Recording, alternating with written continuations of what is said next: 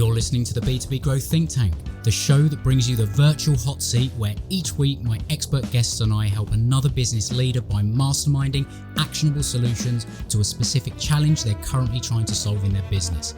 So if you're looking for answers to a specific challenge that you're facing, that if you could solve in the next 90 days would have a huge impact on your growth, send it in to thinkttank@thinklikeafish.co.uk and we'll see if we can feature you on the show.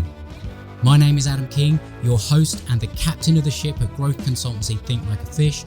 And if you're ready to rethink what's possible for your business and discover the growth strategies, advice and insight to turn this new vision into a reality, let's get started.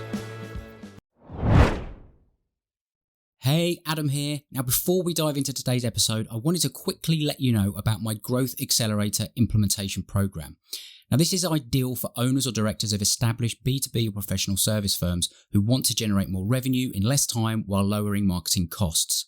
And it's especially ideal for those who are sick and tired of the hype and false promises, who instead like the idea of working with a partner that puts skin in the game with you and guarantees results. Now, if that is you, then the Growth Accelerator implementation program could be the perfect solution to setting you on the path to sustainable growth.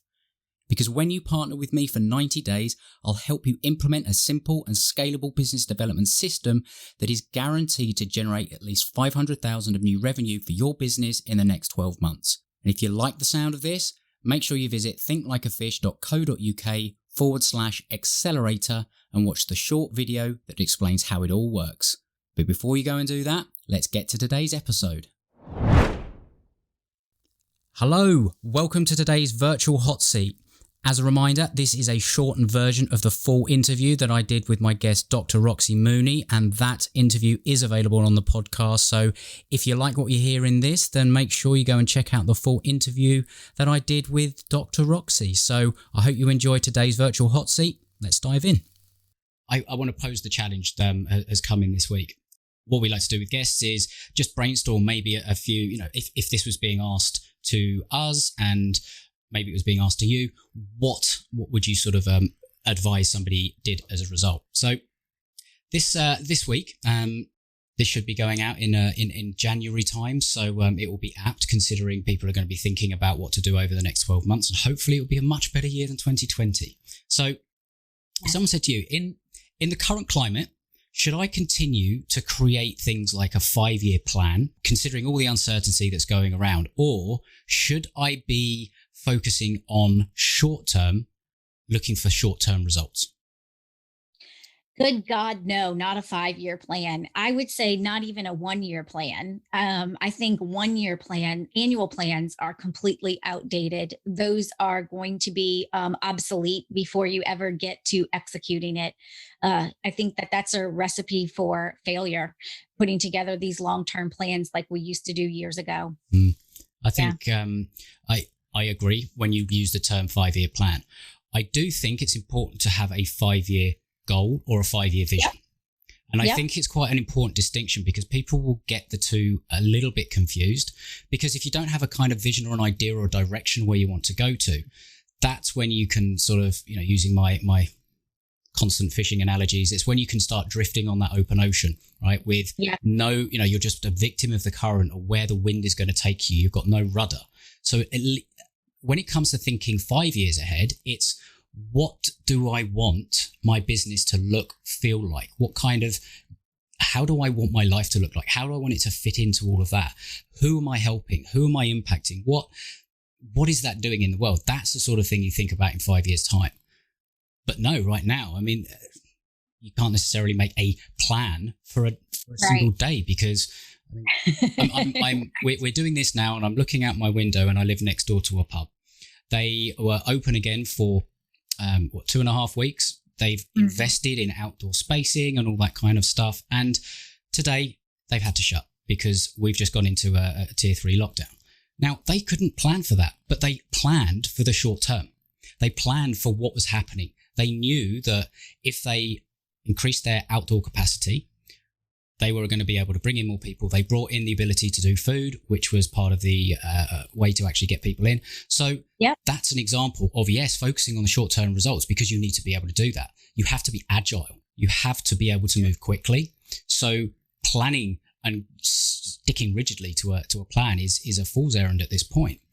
But it also does help to have that direction. And at least if you're thinking a year out, and you have to understand that, okay, I will have certain financial obligations that I need to meet. So therefore, I have to be able to plan effectively to how to reach those objectives. And I have to understand how many clients, how many sales, et cetera, that I will need to make in order to achieve those. Absolutely.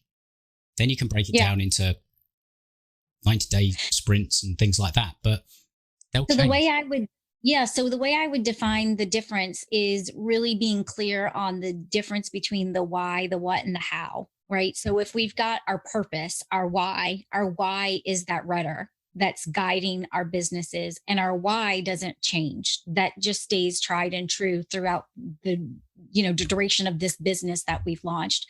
But the what and the how can very much change. And so as we're thinking about like marketing strategies and plans, those to me are the how. And how we do something this week, like you just described with the pub example, is very different than how we might do it in 30 days. I encourage folks to do short cycle planning, kind of like what you're describing, around 90 days. So the other thing is kind of like, I think that we have to be careful when we start saying that people think that they're just going to every day throw something in the wall and see what sticks, right? And kind of like, what you're saying is, what's the balance of that? Like, you absolutely need a plan. And for those of us that are innovators and visionaries, we can get caught up in that shiny new opportunity syndrome, right? We've all been guilty of that. We live in the future. That's the thing. You're able to project yourself there. Yeah. But you've forgotten you don't have a teleportation machine and you've actually got to make the journey. Yeah. And it's frustrating for teams that are trying to operationalize our why and our vision to be pulled in multiple directions. So they're like, plan? Yes, let's have a plan, please. And let's kind of stick to it. And so there's definitely this balance between having our how plan mapped out for 90 days, but still being agile, being flexible. And I think also being data centric. And, because as marketers, we have access to an insurmountable behavioral data and performance data like never before, how something performed, being able to assess that and being able to determine what we need to do next. We might have thought, even within this 90-day plan, that we were going to do something in month 3. And we realized that no, it actually makes sense we're going to have higher impact if we do this tactic instead of what we had originally planned. Yeah, I agree. I think a few things that sort of I get from that is the importance of being agile, the ability to create a culture within a business that allows you to pivot. And I know that's something that you have a very good methodology around, helping people to actually, when the situations happen where it's like market situations change, like dramatically. I mean, this pandemic is a great example. Yeah. How you actually go through the process of assessing the situation, working out, well, what's the worst case scenario if I do nothing? And then actually I need to figure out a way to pivot, and what does that look like? And pivot has been used as a bit of a buzzword lately, but it is something that really, really does describe the value of that. But I don't think you can do that unless you have a culture that is actually going to, first of all, see the need and then actually execute on it. Yeah. Yeah, I think it's, I think of this book that I read not too long ago, Experimentation Works, and making the case of, kind of creating this culture around experimentation and giving a lot of examples that we can relate to. Whereas, Microsoft with Bing was, they had a plan in place on what they were going to do with it. And they experimented with a bunch of different hypotheses and in real time, and really giving permission to employees to experiment, giving them permission to have some failed experiments, because not all of them are going to succeed. And realizing that for Microsoft, within a minor tweak, they were actually to generate another $1 billion worth of revenue. So, I mean, these can be some very valuable experiments. So I think from the leadership down, thinking about creating this culture of experimentation and failure. We see a lot of tech examples, Google, Microsoft, that just do this all the time. They're running thousands and tens of thousands experiments a year.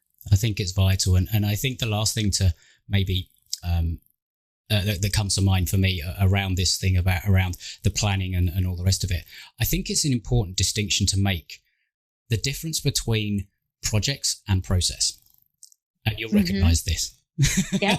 Because we've had this conversation. But I've heard this before. Yes, you have, but it really does. I think it really fits here, because when you're making a plan, you're planning essentially to or continue implementing a process that has an outcome that you can rely on. Now, obviously, if something happens to make that process basically redundant, you have to look at redoing the process. So it's like, a spanner in the works, your production line is literally shut down. What do? You have to figure out a way to fix it. But the projects that you plan to execute over a 90-day, 6-month, year, those are the ones that you need to sort of take a bit of a step back and say, actually, what are the things that I need to do in my business that are going to have the biggest impact on ultimately the bottom line, my revenue? What is going to move the needle? And planning those projects, but not to the detriment of still continuing to do the processes. Because once you have done the experimentation, and that's why it comes to mind, which goes inherent of running a project, you can then create the processes that work in the business to operationalize it, and then continue to do the projects and the experimentation and all the rest of it. And I got that from where you talked about the experimentation thing. And I think it's an important distinction to make. Yeah, I couldn't agree with you more. I think, when we go back to like just agile, there's still a process for agile, right? So, our teams are planning the work every week and planning the sprint. And so there's a process that gives a little bit of organization and structure. So although the work might change from week to week based upon how we're going to, have the greatest impact, that the planning of that work and how we're managing resources is very structured and systematized. Otherwise, you won't have a scalable business, and we'll have a lot of frustrated team members. Yeah, because they don't know where they're going. Right. They don't know what they've got to do next. And that's one of the most frustrating things that can happen. And I think it's why it's one of the most valuable things that you can give to an employee, a team member, a client, anything like that. And that is a clear path, a clear roadmap that guides somebody where they want to get to. And I think that if there's one thing that any business or any service provider or anyone like that can really sort of take, I think, out of this, it's what is your process for actually helping somebody achieve a result? Because that's what you should be thinking about in your planning process. And how can we make it better? And what projects do we need to complete in order to help and improve that? So, that went in different direction to what I thought it might go, but it's I think it's valuable, especially around this the particular time in year, and depending on when you're listening to it, maybe 47, I don't know. That's the beauty of these things. They stick around for a while.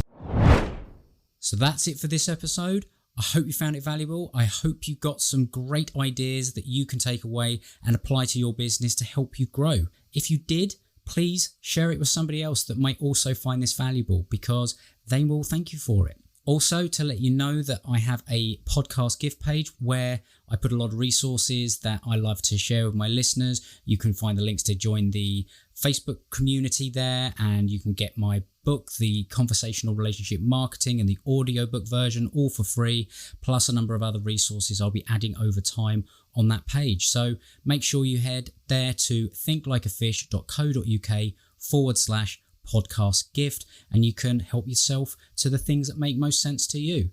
And if you have enjoyed the show, please make sure you're subscribed. You'll get updated as the new episodes come out. And finally, last favor, please consider giving the show your honest rating and review on Apple Podcasts.